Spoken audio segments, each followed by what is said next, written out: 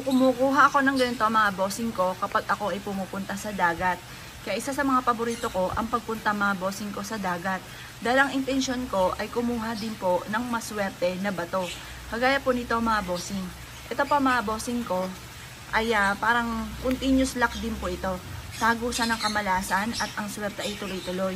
Rare po ito mga bossing ko. Kaya nung nakita ko po ito, ako po ay napawaw.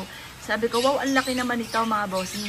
Ngayon po, pwede nyo rin po ito na isabit sa inyo pong main door. Nagtatawag po ito ng swerte at para ang malas ay tagusan mga bossing. Mas maganda ito dahil ito ay nagmula sa kalikasan. Ngayon po mga bossing ko, kumuha ka din po mga bossing ko na kagaya nito mga bossing. Ito pa mga bossing ko ay yung coral mga bossing. Maswerte po yan sa may pintuan po ninyo.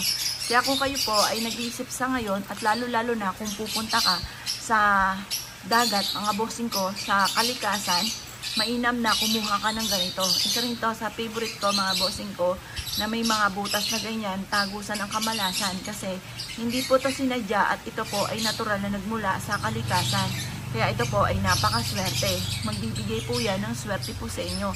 At para ang kamalasan ay tagusan at para hindi po kayo malasin or kaya po mga bossing ko, pagdating sa usapin na negosyo, ay magkaroon ka lagi ng malaking benta. Ngayon po mga bossing ko, pagmasdan nyo po, meron po akong uling po dito at bawang. Yan po ay humihigop ng mga negatibong enerhiya. At ang bawang naman ay magbibigay ng swerte rin at humihigop din ng mga negatibong enerhiya. Nandito siya mga bossing ko sa may main door ko mga bossing. Dahil, ayan po yung main door ko mga bossing. Dahil, eto pa mga bossing ko ay magdudulot sa inyo ng swerte tagumpay sa buhay. Ngayon pa mga bossing, kung mahilig ka sa mga pampaswerte, etong aking mga nabanggit ay wag na wag kang magpapawala mga bossing ko sa inyo pong main door. Kagaya po nito mga bossing ko, meron po akong golden pal mga bossing ko sa aking tabi ng main door. Ito pa mga bossing ko ay nag-a-attract ng swerte at ang totoong halaman ay nagtataboy ng mga negatibong enerhiya. Kaya kung kayo po isa sa mga nagtatanong sa isipan ninyo kung bakit kayo hindi pa rin sinuswerte, maaaring ito na ang kasagutan. Kapag pumunta ka sa dagat, wag na wag kang makakalimot or magpapawala ng pagkuha nito.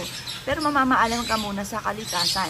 Sabihin niyo po na kumukuha ka nito at ito ay nais nyo na kayo ay swertihin.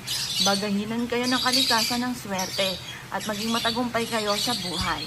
Ngayon pa mga bossing ko, yun nga po sabi ko sa inyo, pwede po kayong kumuha ng tali at isabit niyo po ito sa inyo pong main door. Ito ang gawin yung windchime. Ito ay magtatawag ng swerte mga bossing ko at magtataboy ng mga kamalasan.